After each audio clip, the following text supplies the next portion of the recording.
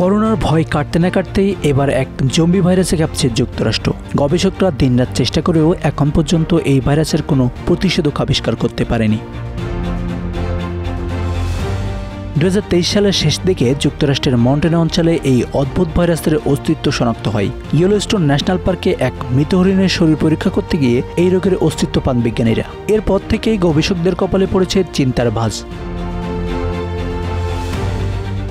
ভাইরাসটি দ্রুত ছড়িয়ে পড়ছে এবং ভাইরাসটির বৈশিষ্ট্য দেখে অনেকেই বলছেন এটি জম্বি গল্পের সাথে মিলে যাচ্ছে। ভাইরাসটির নাম দেওয়া হয়েছে জম্বি ডিয়ার ডিজিজ, তবে এর প্রকৃত নাম হচ্ছে ক্রনিক ওয়েস্টিং ডিজিজ, যা এখন এক নতুন আতঙ্ক সৃষ্টি করছে।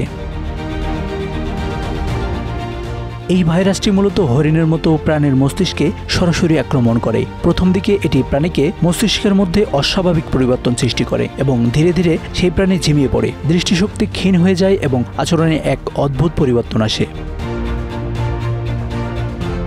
আক্রান্ত প্রাণীগুলো দল থেকে বিচ্ছিন্ন হয়ে যায় এবং শেষ পর্যন্ত মারা যায়। এই ভাইরাসটি বিজ্ঞানীদের জন্য এক নতুন চ্যালেঞ্জ হয়ে দাঁড়িয়েছে, কারণ এর কোনো প্রতিকার এখন পর্যন্ত আবিষ্কার হয়নি। পৃথিবীর সবচেয়ে শিকারী প্রাণীটির অন্তর্গত এই ভাইরাসটি প্রাণীর শরীরে দ্রুত ছড়িয়ে পড়ছে। বিশেষত হরিণ, রেইনডিয়ার এবং আমেরিকান হরিণের মধ্যে এটি দেখা গেছে। এই ভাইরাসটি এতটাই মারাত্মক যে বিজ্ঞানীরা এটিকে প্রাণঘাতী বলে আখ্যায়িত করেছেন।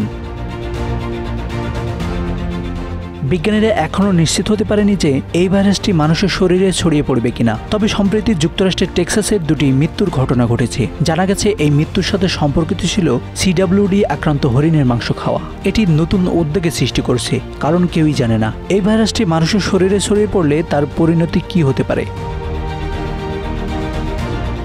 প্রাথমিকভাবে বিজ্ঞানীরা জানান এই রোগটি কোনো ব্যাকটেরিয়া বা ভাইরাসের কারণে ছড়াচ্ছে না, বরং এটি এক অস্বাভাবিক প্রোটিন কণার বিভাজনের কারণে উদ্ভূত হচ্ছে। এই প্রোটিন কণাগুলো প্রাণীর কোষে সমস্যার সৃষ্টি করে এবং স্নায়ু গঠনকে ধ্বংস করে দেয়। এই অস্বাভাবিক প্রক্রিয়ার কারণ সম্পর্কে এখনও স্পষ্ট কোনো তথ্য পাওয়া যায়নি। 2023 সালে এই ভাইরাস প্রথম শনাক্ত হওয়ার পর থেকেই বিজ্ঞানী এবং গবেষকরা নতুন দিশা খোঁজার চেষ্টা করছেন। এই ভাইরাসের প্রাথমিক লক্ষণগুলো অনেকটা স্নায়বিক রোগের মতো, যার মধ্যে রয়েছে অনিদ্রা, হ্যালুসিনেশন, আচরণের অস্বাভাবিকতা, দ্রুত ওজন কমে যাওয়া এবং শরীরের নানা অংশ ফুলে যাওয়া। ধারণা করা হচ্ছে করোনার চেয়েও শক্তিশালী এবং দ্রুত গতিতে ছড়িয়ে পড়তে পারে এই ভাইরাস, যার নমুনা ইতিমধ্যেই দেখছেন কানাডা এবং যুক্তরাষ্ট্রের বেশ কিছু অঞ্চল। Asanur Rahman Mithu, Bangla affairs, news desk.